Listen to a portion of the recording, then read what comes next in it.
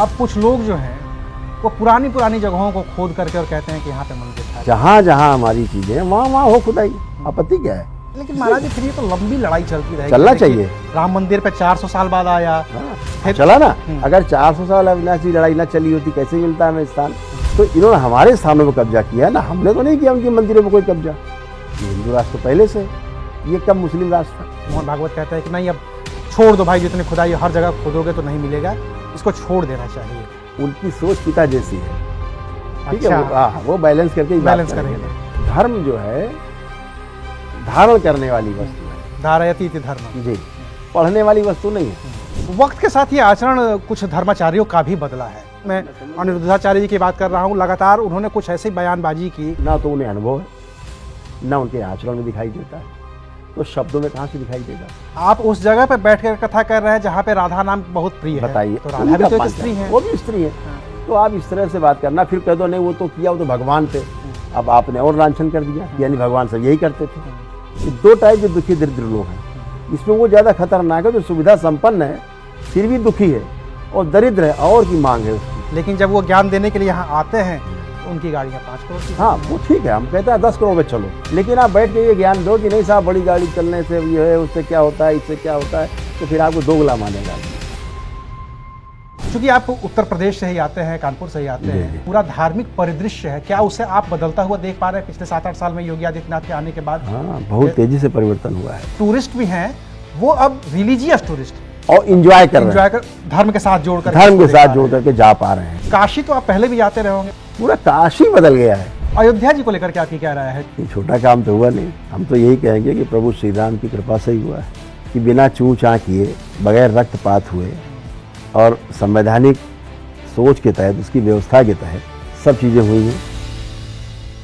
नमस्कार, मैं हूं अविनाश और आप देख रहे हैं एबीपी लाइव।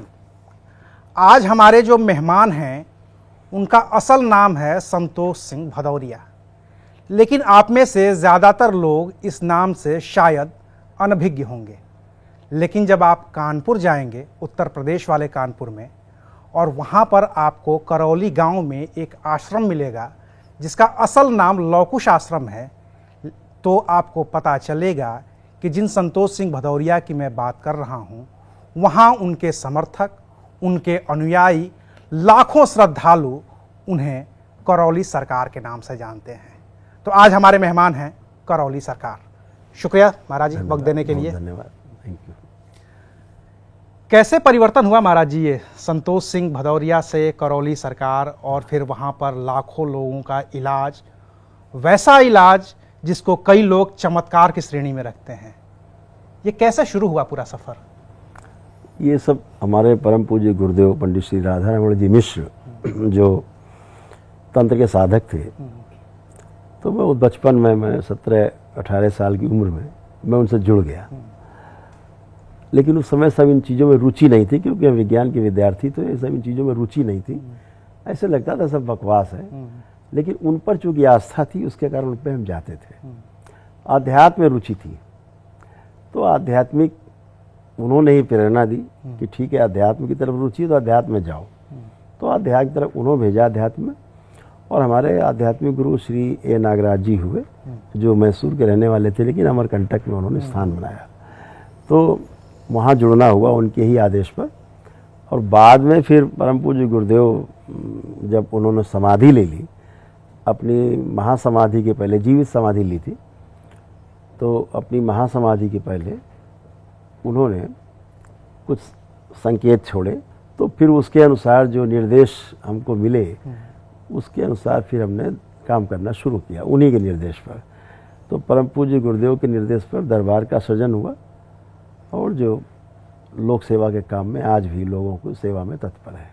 आपने भी जब एक आश्रम बनाया होगा, जब उसकी पूरी परिकल्पना आधारित की होगी, तो कुछ तो उसका नियम कानून रखा होगा, या कुछ एक सोच रही होगी कि मैं यहाँ तक करूँगा। सोच तो ये थी कि जो हमने समझा है या समझ रहे हैं उसको लोगों को समझाना है, लोगों तक ले जाना है। जो हमको मिला है उसको बांटना है, जो गुरुओं से हमें प्राप्त हुआ है उसको आगे बढ़ाना है। यही गुरुओं की चाहत होती है। तो वो आगे तब बढ़ सकता है जब कोई प्रमाणित वस्तु हो, अनुभव में आई हो। तो हमारे गुरुओं ने तो हमें अनुभव कराया, वो प्रमाण बना, और प्रमाण बनता है, प्रमाण से ही परंपरा निकलती है। तो परंपरा बनी।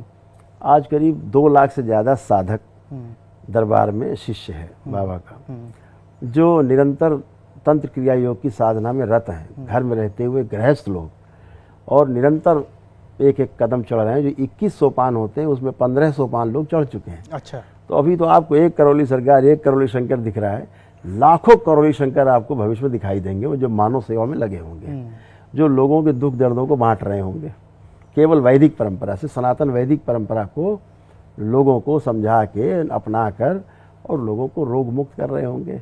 क्योंकि सभी कष्ट, रोग, समस्याएं स्मृतियों के अधीन है। स्मृति अगर आपकी गड़बड़ है तो आपको रोग कष्ट होगा, शारीरिक हो चाहे मानसिक हो। अगर आपकी वो स्मृति हटा दी जाए तो आपका कष्ट चला जाता है। लेकिन फिर तो लोग ये भी कहेंगे ना कि जैसे मैं जिस अवस्था में अभी वर्तमान में मौजूद हूँ, अगर मेरी इस पूरी स्मृति को ही हटा दिया जाए, हाँ। तो मैं तो कोई एक नया आदमी हो जाऊंगा। बिल्कुल हो जाएंगे, बिल्कुल हो जाएंगे, जो आप होना चाहते हैं। क्योंकि आप तो पहले से सकारात्मक है ना, नकारात्मकता तो बाहर से आई है। तो हटेगी नकारात्मक चीजें, गंदगी हट जाएगी, जिसके कारण आप कर नहीं पा रहे हैं। आप सुखी रहना चाहते हैं लेकिन सुखी रह नहीं पा रहे हैं, आप सुखी करना चाह रहे हैं लोगों को, सुखी कर नहीं पा रहे हैं। क्योंकि अपने ही अंतर्द्वंद से आदमी जूझते हाँ। रहता है, अपनी मानसिक परेशानियों से जूझते रहता है। वो मानसिक परेशानियां बाद में जाकर के कभी उम्र के साथ, कभी व्यवस्था के साथ शारीरिक परेशानियों में तब्दील हो जाती हैं। स्मृतियों का यही संकट है कि जब स्मृतियां रहेंगी खराब तो आप खराब सोचेंगे। दरबार की वैदिक प्रक्रिया से वह नकारात्मक स्मृतियां एक दिन में ही समाप्त हो जाती हैं। जब मैं आपके बारे में पढ़ रहा था तो जैसा कि आपने भी बताया अभी इस बातचीत से 400 पहले प्रकार की जो कि disease 400 प्रकार की व्याधियां जो हैं वो आपके आश्रम में दूर की जाती सेम डे हैं। समाप्त हो जाती है, जिनका कोई इलाज नहीं है। ये होता कैसे है? इसको सनातन वैदिक पद्धति से, हमारे ऋषि मुनियों की जो दी गई पद्धति है उसी के आधार पर है। उस पर केवल दरबार ने अनुसंधान किया है। भरोसा करने वाले इसमें भरोसा करते हैं। मेडिकल साइंस थोड़े से इस पे सवाल खड़े करता है, उनको आप जवाब क्या देते हैं इसका? नहीं, मेडिकल साइंस की समझ से बाहर है। ये रोगियों की समझ में आता है, जो कष्टों में गुजर रहे हैं, जिनको नकार दिया है मेडिकल साइंस ने कि आप घर जाइए, मर जाइए, वो दरबार आते हैं। और वो आकर के अपनी आस्था, विश्वास, श्रद्धा के तहत हिंदू संस्कृति में विश्वास करते हुए, ऋषि मुनियों पे, अपने धर्म पर विश्वास करते हुए, सेट चीज़ें जो हमारा अनुसंधान है पूरा बड़ा दरबार का, उसको अपनाते हैं।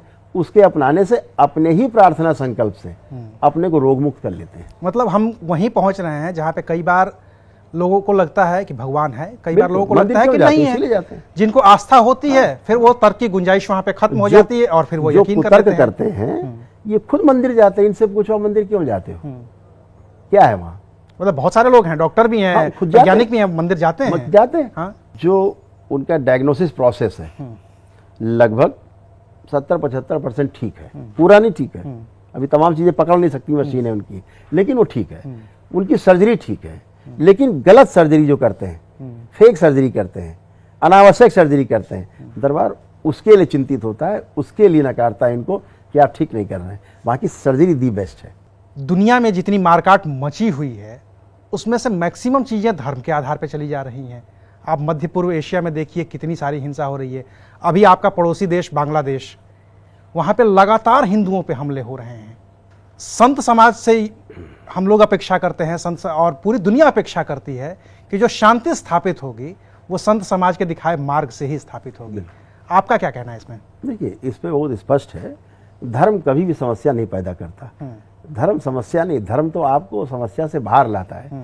जब आप धर्म को समझ गए हो तो धार्मिक व्यक्ति समस्या पैदा करता है। जिसने धर्म को ठीक से समझा नहीं है वो आधा अधूरा समझ करके और कट्टरता लाता है अपने अंदर।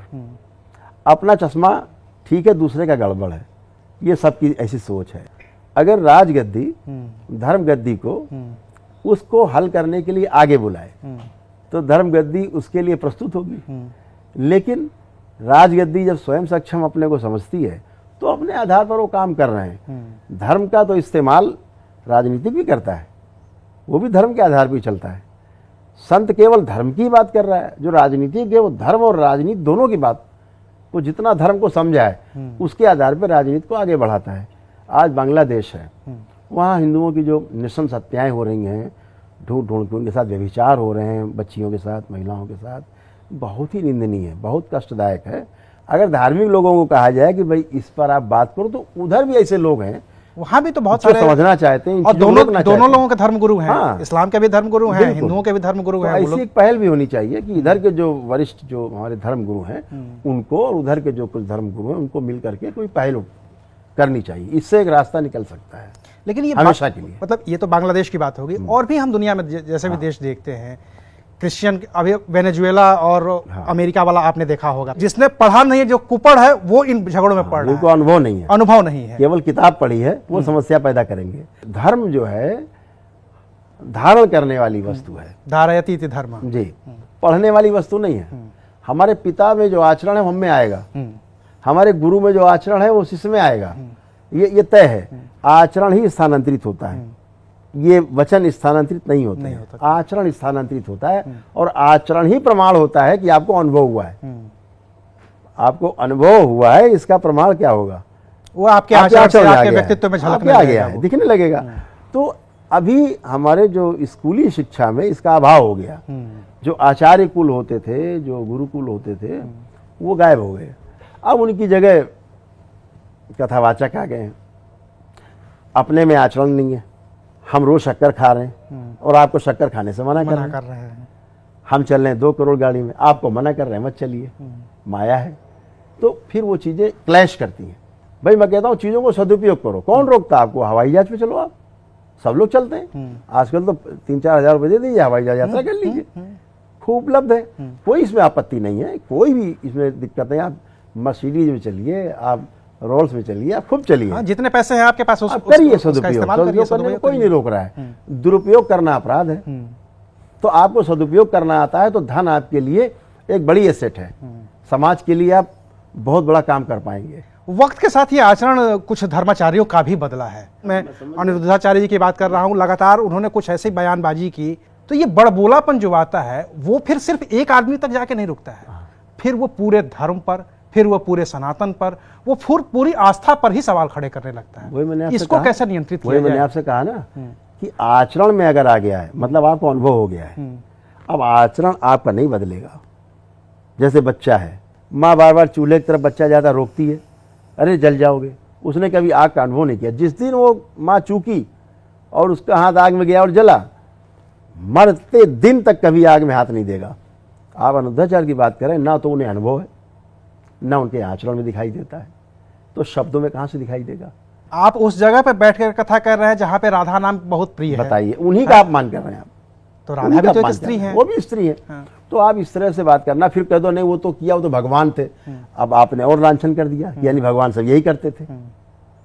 तो बात किसी वे में करने से आज का युवा, उसके पास बहुत बुद्धि है, दिन भर मोबाइल पे है, वो एक एक चीज एनालाइज करता है, कौन क्या बोल रहा है, कौन क्या कह रहा है, कौन क्या कर रहा है। आप उसको बेवकूफ नहीं बना सकते। लेकिन फिर महाराज जी वही तो होता है, समृद्धि कैसे आएगी?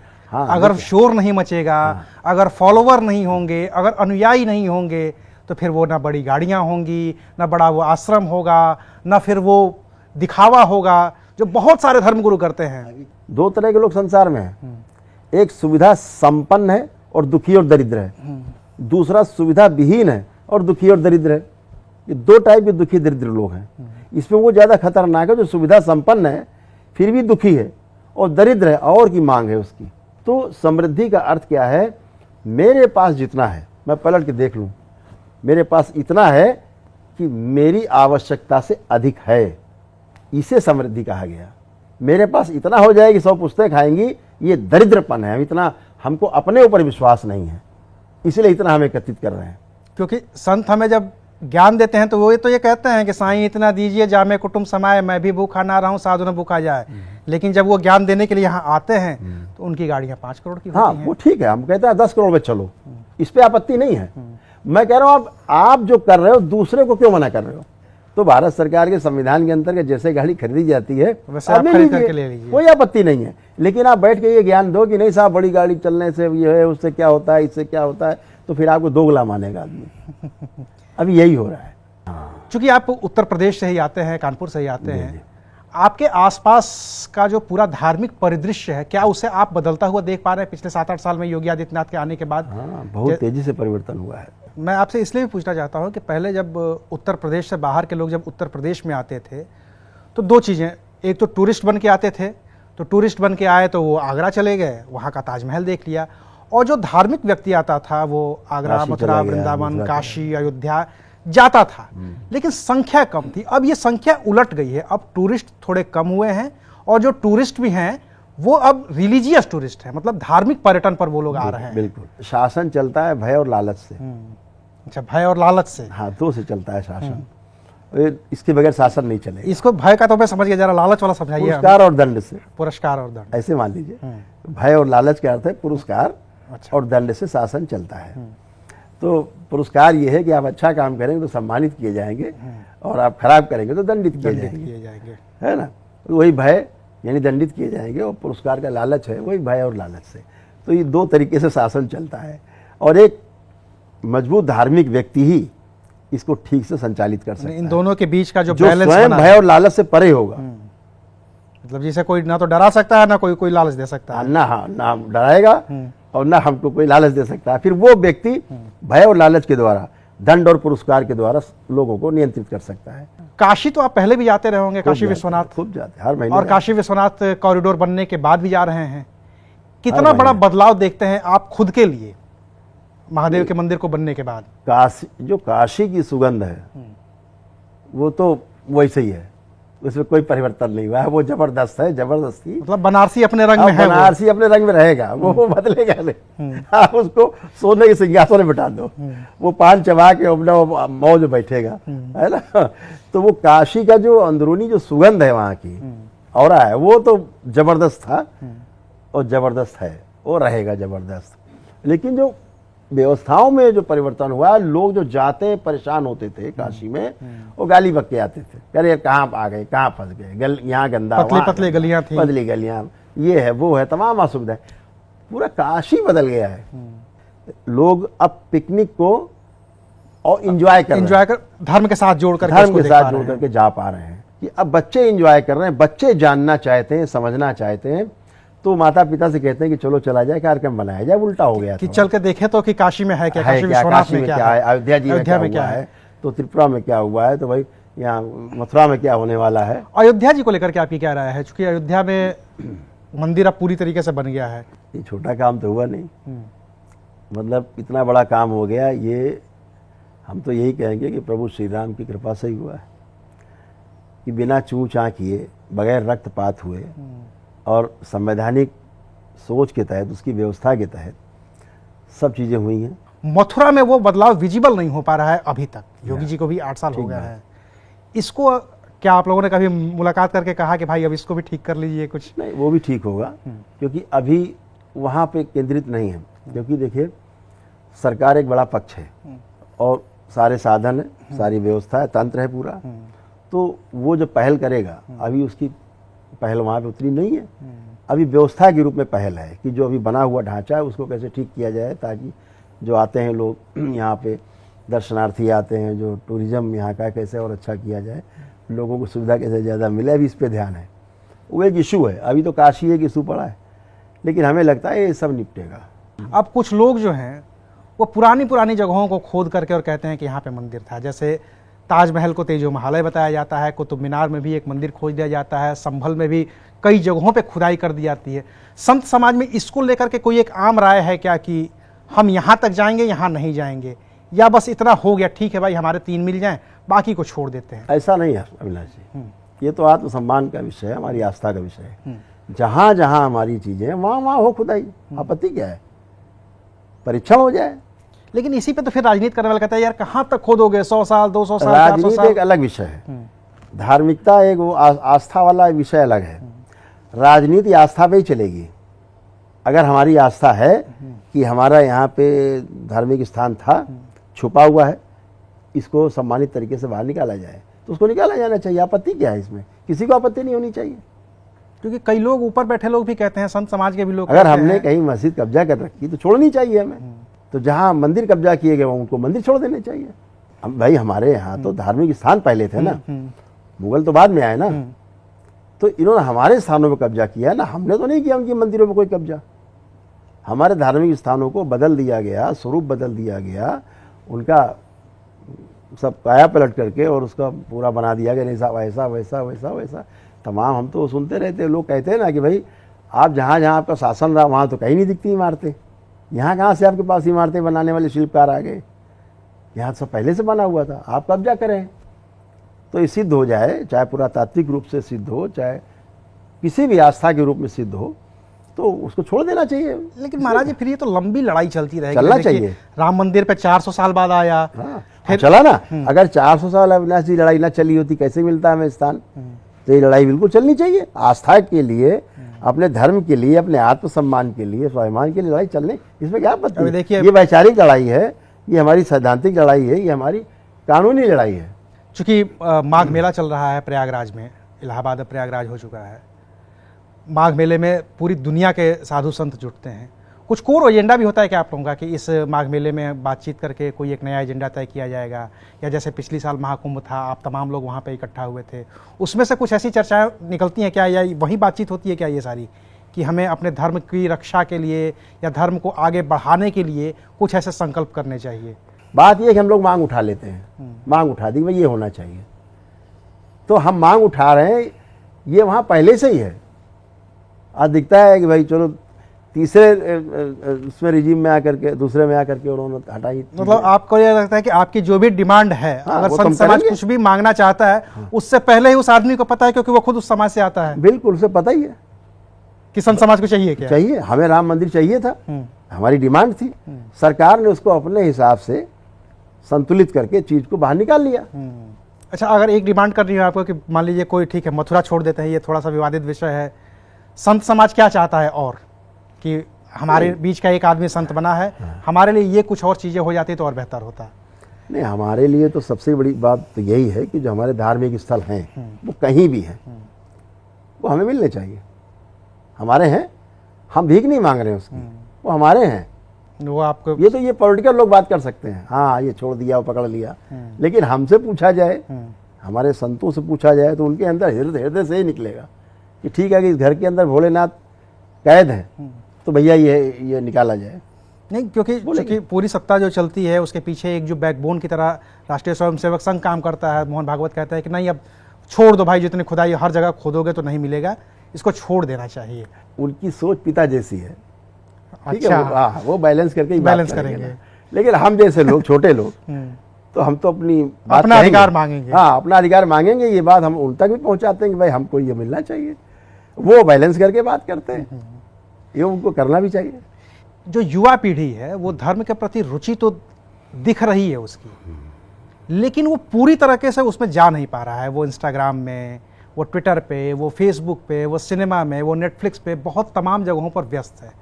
अगर मैं अपने बच्चे को, 5 साल 7 साल 8 साल के बच्चे को धर्म के प्रति जागरूक करना चाहूँ, तो उसकी चेतना को कैसे जागृत किया जा सकता है? बहुत सुंदर बात है। देखिए, इसके लिए अपने से शुरू करना होगा, बच्चे से नहीं। बच्चा गड़बड़ है, इसके लिए बच्चा जिम्मेदार बिल्कुल नहीं है, इसके लिए हम जिम्मेदार हैं, पिछली पीढ़ी जिम्मेदार है, क्योंकि उसके में संस्कार नहीं थे, इसलिए बच्चे में संस्कार नहीं गए, सीधी बात है। तो अपने में आमूल जो बदलाव है, आमूलचूल बदलाव पहले अपने में लाना होगा, अपने को समाधान के रूप में प्रमाण सहित प्रस्तुत करना होगा बच्चे के सामने। जब हम समाधान के साथ प्रस्तुत होंगे बच्चे के सामने, एक मॉडल बन के रहेंगे, तो बच्चा उसी मॉडल को अपनाएगा। तो वो जो शुरुआत होनी चाहिए वो अपने से होनी चाहिए। जैसे एक मांग उठती है हिंदू राष्ट्र और ये सब तमाम देश में तमाम चीज़ें उठती हैं, बच्चों के जहन में बहुत चीज़ है, ठीक है ना। तो ये हिंदू राष्ट्र तो पहले से है, ये कब मुस्लिम राष्ट्र था, ये कब क्रिश्चियन राष्ट्र था, ये तो आप पूछ लीजिए, पूरी दुनिया में पूछ लीजिए हिंदू देश कौन सा है। लेकिन हमारे यहाँ तो सारे धर्म के लोग रहते हैं, भारत देश है, और बहुतायत में धर्मनिरपेक्ष हैं हम हिंदू लोग, तो बहुतायत हैं, हिंदू बहुतायत है ना। तो हमारा हिंदू ही परिदृश्य दिखता है चारों तरफ। तो जो हिंदू बात होती है, हिंदू राष्ट्र बन जाए, वो बन जाए, वो एक जो भी मांग होती है, पॉलिटिकली करे या कोई अपने हृदय से कर रहा है, कोई कैसे कर रहा है, तो ठीक है। बच्चों में एक बात तो आई है, कम से कम अपनी बात को प्रस्तुत तो कर रहे हैं वो, कि भाई ये हमारी चीज़ है, हमको मिलना चाहिए, ये सम्मान हमारा है, सम्मान हमको मिलना चाहिए। ये पहले नहीं था, बोलना ही अपराध था। क्योंकि ये तो संविधान में लिखा है ना कि हम पंथ निरपेक्ष हैं, धर्मनिरपेक्ष हैं। ठीक है, संविधान बदला भी जा सकता है। संविधान बनाया किसने? मनुष्यों ने बनाया। मनुष्य मिलकर बदल भी सकते हैं, उसमें क्या आपत्ति है भाई। जो चाहता है समाज बहुतायत, वही तो संविधान में है। लेकिन महाराज जी, मैं चूंकि इस बात जानबूझ के इसको टोक रहा हूँ, जब आप हिंदू राष्ट्र की परिकल्पना की बात करते हैं तो किसी एक धर्म विशेष का राष्ट्र होने पर क्या होता है, ये तो हम कई जगहों पे देख रहे हैं। जैसे तमाम इस्लामिक राष्ट्र हैं जिन्हें सिर्फ इस्लाम है और वहाँ पे मार काट सबसे ज़्यादा है। इसीलिए तो हिंदू राष्ट्र की बात नहीं कर रहे हैं हम, इसीलिए तो हमें कह रहे हैं कि इस देश को सनातन राष्ट्र घोषित कर देना चाहिए। तो सनातन का मतलब यही है ना, जो पांचों तत्व जो पहले से थे आज भी हमेशा रहेंगे। हाँ, ये तो शाश्वत है, शाश्वत है, तो वही सनातन है, तो रहेगा ही। जो शाश्वत वही सनातन है। जो इनकी रक्षा करे, इनका परिवर्धन करे, इनका संरक्षण करे, वो सनातनी है। जो इनके जिए इस व्यवस्था के आधार पे, तो वो सनातनी है। और इसमें सबका समावेश हो, इसमें जो इसको स्वीकार करे वो सनातनी है, जो अस्वीकार करे उसके लिए कठोर दंड होने चाहिए। और वो तो फिर सबके लिए होने चाहिए, सबके लिए होने चाहिए। सनातन राष्ट्र घोषित कर दीजिए आप। और जो वंदे मातरम बोले उसको मताधिकार देना चाहिए, नहीं तो मताधिकार से वंचित कर देना चाहिए। तो जो वंदे मातरम नहीं कहेगा उसको मताधिकार से बिल्कुल वंचित कर देना चाहिए। हम शिक्षित नहीं होंगे, हम संस्कारित नहीं होंगे, तो हम अपने मत का दुरुपयोग करेंगे। वही हो रहा है, उसी मत का तो दिखाया जा रहा है भय। मताधिकार छीन लेना चाहिए। तो आप ये मतलब आप फोकस कर रहे हैं कि इस्लामिक लोगों से, हम क्यों इस्लामिक की बात ही नहीं कर रहे हैं। हाँ। हम तो कह रहे हैं जो वंदे मातरम नहीं बोल सकता है, तो फिर तो वही कहेंगे ना, क्योंकि नहीं वो हो चाहे कोई उनका धर्म ये, उन्हें हिंदू भी अगर नहीं बोल सकता वंदे मातरम, उसको ही बाहर करो, उसको वंचित कर दो। मुझे एक आखिरी सवाल अब इस पे पूछना पड़ेगा मुझे, क्योंकि आप हिंदू राष्ट्र से सनातन पर लेकर के आए हैं। इन दोनों के बीच का फर्क जरा समझाइए। बहुत बड़ा एक तबका है जो इस फर्क को नहीं समझ पाता है। ठीक है ना, हम एक बात कर रहे हैं हिंदू संस्कृति पे। हिंदू संस्कृति जो है वो हमारी सनातन के ही आधार पे डेवलप हुई है। सनातन के नियमों को समझ करके हमारी संस्कृति बनी है, उसे हम हिंदू संस्कृति कहते हैं। तो सनातन को ज़्यादा मानने वाले लोग जो हैं वो हिंदू हैं। हम तो उसकी राष्ट्र की बात कर रहे हैं, उससे भी आगे बढ़ रहे हैं। तो हम बात कर रहे हैं ना कि जो वंदे मातरम अपनी धरती माँ की वंदना नहीं कर सकता, जो हमें अपना सीना चीर के अन्न उपजाती है, हम खाते हैं, सब कुछ करते हैं, धरती पे हम रह रहे हैं, उसका सीना फाड़ के घर बनाते हैं। फिर वही होता है ना कि दूसरे धर्म के लोग ये कहते हैं कि यार आप दूसरे भी तो रह रहे हैं। 33 करोड़ देवी देवता है, तो आप सबकी पूजा करते हैं, एक और भी सही, हमारा तो सिर्फ एक है तो हम तो उसी की पूजा करेंगे। 33 करोड़ नहीं, 33 कोटि है, हाँ, 33 प्रकार के हैं। वो ठीक है, वो हमारा बिलीव, वो उनका बिलीव है, हम उस पर नहीं जा रहे हैं। उनकी आस्था पे हमारा कोई सवाल नहीं है, वो ठीक है अपनी जगह, हम अपनी जगह ठीक है। जो धर्म बनाया है सनातन है, हम उसकी बात कर रहे हैं। उसको मानने वाले लोग उसके आधार पे सनातन राष्ट्र हो जाए, और जो हमारे बनाए गए नियमों को नहीं मानता उनको मताधिकार से वंचित कर दीजिए, खत्म। उनका तो दिखा रहे हैं कि हम 20 करोड़ हैं, हम 30 करोड़ हैं, 25 करोड़ हैं, 50 करोड़ हैं, तो भैया हम भी तो 120 करोड़ हैं। मतलब फिर भी 120 करोड़ वाले कई बार कह देते हैं कि हिंदू खतरे में है। ठीक है ना, जो बेचारा खतरे में होगा चिल्लाएगा। कहाँ हिंदू खतरे में हो जाएगा जब कहाँ 120 खतरे करोड़ में? मैं तो नहीं खतरे में देखता। मैं तो आज हिंदू कहाँ खतरे में? संत समाज के कुछ लोग कह देते हैं हम। अगर खतरे में होता तो 3-3 बार सरकार नहीं बनी होती, भारत सरकार। पूरे देश में एक माहौल है, कहाँ खतरे में हम लोग? अब खतरे में वो महसूस कर रहे हैं अपने आप को, जो अपने को 20 करोड़ चिल्ला रहे हैं, 25 करोड़ चिल्ला रहे हैं, वो महसूस कर रहे हैं। क्योंकि लड़ाई दो विचारधाराओं की है, व्यक्तियों की नहीं है।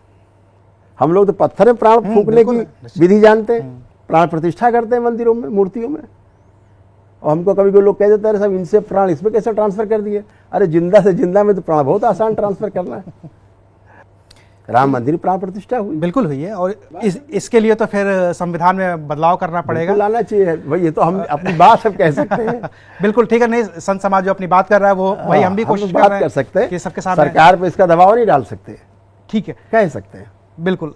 इस बातचीत को हम अंतिम दिशा की ओर ले जाते हैं। आपके अनुयायियों को एक शिकायत है आपसे कि करौली सरकार से हम मिलना चाहते हैं, मिल नहीं पाते, हम उनके दर्शन करना चाहते हैं, हम उनके आश्रम तक पहुंचना चाहते हैं, हम मिल नहीं पाते हैं, हमें महीनों महीनों इंतजार करना पड़ता है, फिर भी वहां हमारी कोई सुनी नहीं जाती है। तो करौली सरकार सामने बैठे हैं, बता दें कि अपने भक्तों से वो कैसे मिल सकते हैं। नहीं, हम सबसे मिलते हैं, ऑनलाइन भी बात करते हैं लोगों से, गाड़ी में चलते रहते हैं तब भी हम ऑनलाइन बात करते रहते हैं, देश विदेश सभी से बात करते रहते हैं, और जो हम उनको मदद पहुंचा पाते हैं वो करते रहते हैं। और अगर आपके आश्रम तक किसी आश्रम तक पहुंचना है तो एक IVR नंबर होता है हमारे यहाँ, 8090 100 और 343।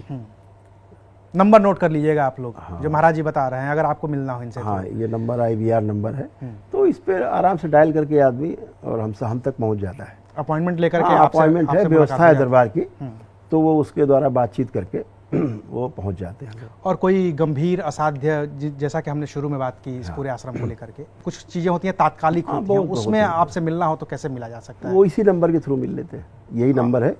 कुछ ऐसा समय आपका आश्रम में कि हम महीने के कुछ दिन या साल के कुछ दिन, कुछ ऐसा होता है क्या? नहीं, हम एक दरबार का वहाँ का नियम बना हुआ, लोग पहुँचते हैं अपना और जो अनुष्ठान है वो करते हैं, और हमसे मिलते हैं तो हम उनसे बात करते हैं, ऑनलाइन बात करते हैं। अच्छा। तो बराबर बात होती रहती है, और ख़ास तौर से विशेष रूप से फ्राइडे, सैटरडे और संडे, अच्छा, 3 दिन हम पूरी तरह उपलब्ध होते हैं उस कानपुर वाले लोकोश हाँ, लोकोश आश्रम में, अपने जो कानपुर में है उसमें, करौली में उपस्थित रहते हैं, ज़्यादातर यही रहता है। नहीं रहते तो हम ऑनलाइन हम वहाँ से जुड़े रहते हैं, और बराबर वहाँ संकल्प प्रार्थना, जिसको जो ज़रूरत है उसका बात मार्गदर्शन आप करके करते उसको रहते निराकरण किया जाता है बातचीत से।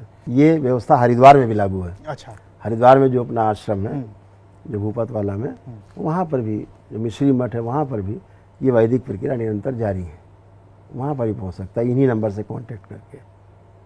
ठीक है महाराज जी, आपने बहुत समय दिया हम लोगों को, बहुत सारी बातचीत धन्यवाद हुई। अविनाश जी, बहुत और आप जो काम कर रहे हैं उसमें लगे रहिए। देखिए, कोई भी अच्छा काम होता है, सवाल उठते हैं। आप जो इलाज कर रहे हैं लोगों का, उस पर एलोपैथ को यकीन नहीं है, एलोपैथ जो कर रहा है उस पर आयुर्वेद को यकीन नहीं है, आयुर्वेद एलोपैथ जो कर रहा है उसको होम्योपैथ पे यकीन नहीं है। तो ये बहुत सारा खेल है, यकीन का खेल है, सारी चीज़ें आस्था का जो खेल मरीज है अविनाश जी, वो ये इससे उसका लेना देना नहीं कि आप एलोपैथ से ठीक कर रहे हैं बिल्कुल, कि भभूत खिला के ठीक कर रहे हैं। वो कहता हमें ठीक करो, ठीक कर दो। एक भी डॉक्टर ये गारंटी देने को तैयार नहीं कि ठीक आपकी सर्जरी में करने जा रहे हैं, आप 100% ठीक होंगे। अगर वो इतना ही यकीन से करता तो उस पर सिग्नेचर नहीं कराता, नहीं कराता। लेकिन दरबार क्या कहता है, ये 400 प्रकार की डिजीज हैं, ये लिखा पढ़ी में आपके पास छोड़े जा रहे हैं। बिल्कुल, 400 प्रकार की डिजीज हैं, 100 में 100 ठीक होती है। लिखा पढ़ी में हम लोग करते हैं कि हाँ ये ठीक होगा, एक दिन में ठीक होगा। तो जब कॉज नष्ट हो जाता है तो अपने आप ही सामने से रोग विलुप्त होने लगता है, खत्म हो जाता है। ये बहुत सिंपल है। चलिए ठीक महाराज जी, आप लगे रहिए यूं ही, समाज सेवा करते रहिए, कल्याण करते रहिए समाज का। बहुत धन्यवाद। और जो भी दर्शक हैं जो देख रहे हैं इसे, अगर महाराज जी से मिलना है तो जो नंबर थे जो इन्होंने खुद बताए हैं वो आपकी स्क्रीन पर आपको नज़र भी आ जाएंगे। आप बात करके वहाँ जा सकते हैं, महाराज जी से मिलने का समय ले सकते हैं। शुक्रिया, आप देख रहे थे ABP लाइव। धन्यवाद जी।